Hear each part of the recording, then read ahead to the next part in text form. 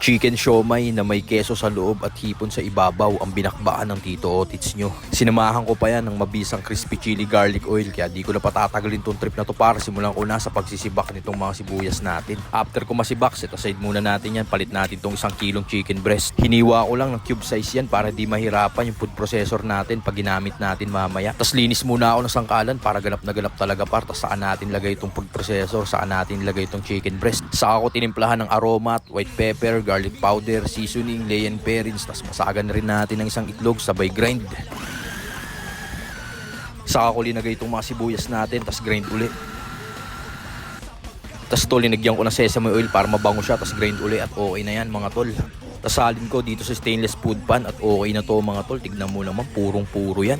Dito naman tayo sa kalahating kilong hipon na nabalatan ko na. Tapos yan, hiniwa-hiwa ko lang ng bite size yan. Sabay kunin natin. Naglinis uli ako ng sangkalan para malinis ang ganap. Sunod nating hiwain tong Eden cheese nating mabisa. After ko sibakin, palit natin tong sheet natin at gagawa na tayo ng siomai. Ipahid lang natin yan sa wonton wrapper. Saka ko linagay itong isang tipak ng keso.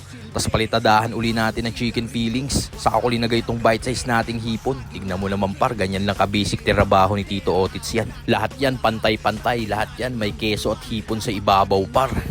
Baka Tito mo Otits yan par.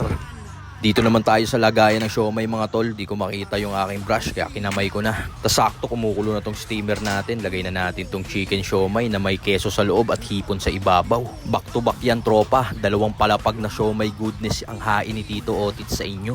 Steam natin to ng 1 oras sa katamtamang lakas ng apoy para lutong-luto. Dito naman tayo sa 5 pirasong bawang na buo. Sibakin lang natin at pukpukin ng ganyan sabay set aside. Salang natin dito sa food processor. Lagyan ng mantika sabay grind. Tas yan, set aside muna natin. Palit natin tong labuyo. Konting mantika lang uli. Tas grind uli natin mga par.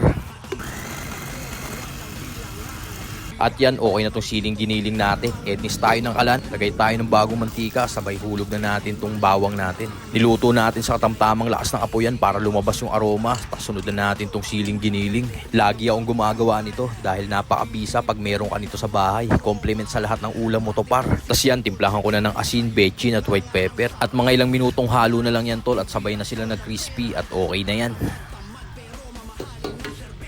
After 1 hour, check na rin natin itong mabisang chicken siomai natin. Lutong-luto na yan tol at napaka-solid yan dahil may tipak na keso yan sa loob. Ednis ulit tayo ng kalan at gagawa na tayo ng mabisang siomai sauce. Pinagsama-sama ko lang tong tubig, toyo, oyster, brown sugar at black pepper. At tinunaw ko lang sa malakas na apoy yan at okay na to.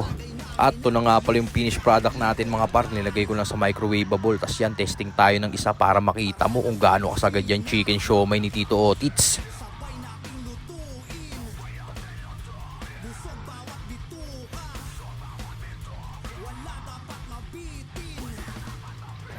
Ito yung gawa kong crispy chili garlic mga tropa.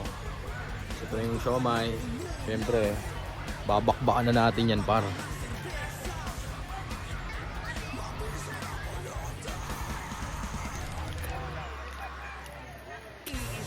May keso sa loob at may hipon sa ibabaw.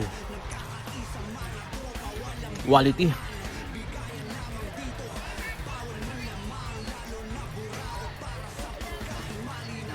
Sagad mga tol.